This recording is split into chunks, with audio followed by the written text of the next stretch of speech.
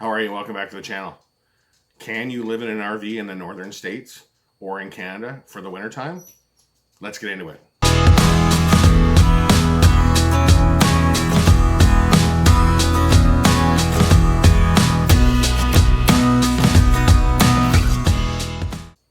Hi, welcome back to the channel.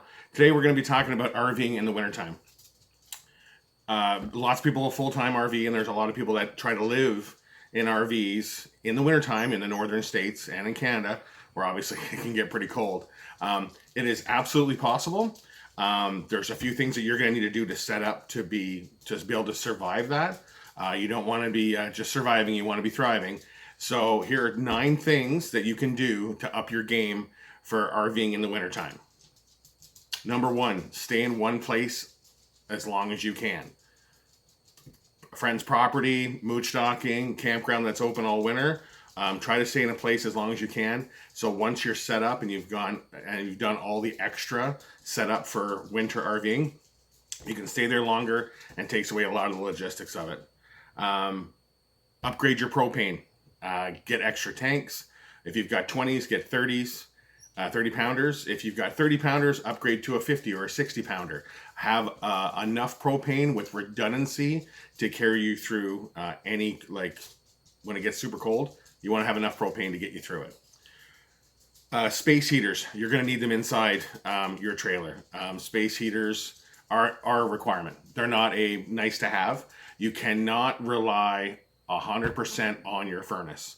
You have to have alternate heating sources, whether it's electrical, oil heaters, things like that.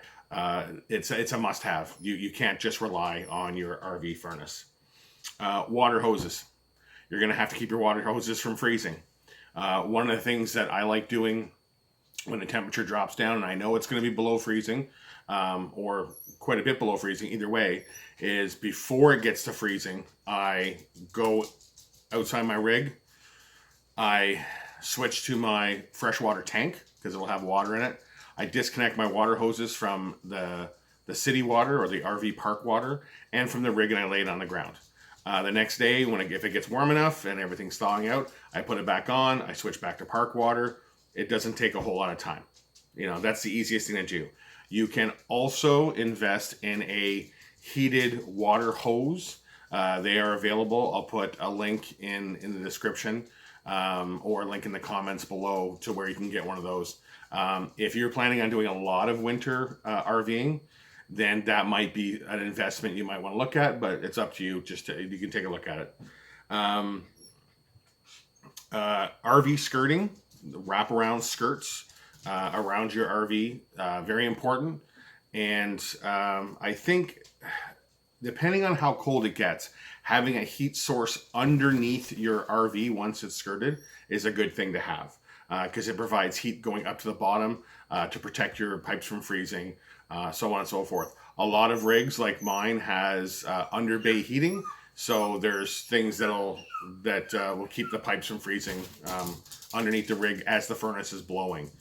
So that's something to look at, as well as an option to look at for a rig before you've selected it.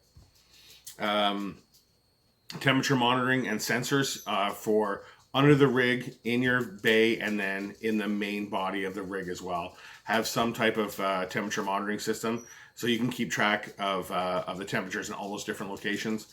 Something may have become unplugged. One of your plug-in heaters might have came unplugged, and now it's too cold down there. So you want to have some kind of sensor to monitor that for sure.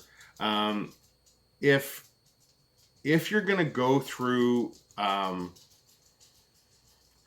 all these extra things to stay in your area for the fall winter, one thing that can happen is and I know people have different opinions on this, but is seasonal depression. In the wintertime in Canada, a lot of people just do not enjoy the wintertime, and it can get kind of depressing. But if you are going to try to do this in an RV, it is going to amplify, I'm not going to say heartache, that's not the right term, but it will amplify the chances of that depression to kick in, that seasonal depression. If you're going to be RVing in the fall winter, find hobbies that are fall winter hobbies and get out there and enjoy them, so that you're almost telling yourself, I'm RVing in the wintertime for this reason, and try to enjoy those things, whether it's skiing, whether it's hiking, hunting, whatever the case may be. I think the biggest takeaway I can leave with this is, I'm not going to sugarcoat this. When it comes to RVing in cold weather, everything is more time consuming. You have to slow down doing things, and it can be a lot more trying than just RVing in the summertime, where you pull in, you park, and you get set up.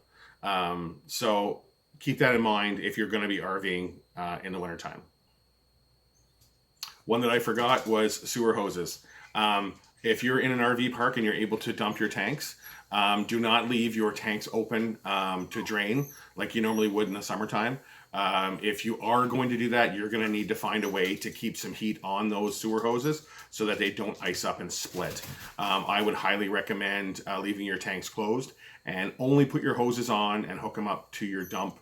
Well, when you're actually going to dump your tanks, I would do it then and not have them sitting outside getting frozen. So yeah, so that's all I got for this today. Hopefully you'll get something out of this. If you have any questions, drop me a comment below.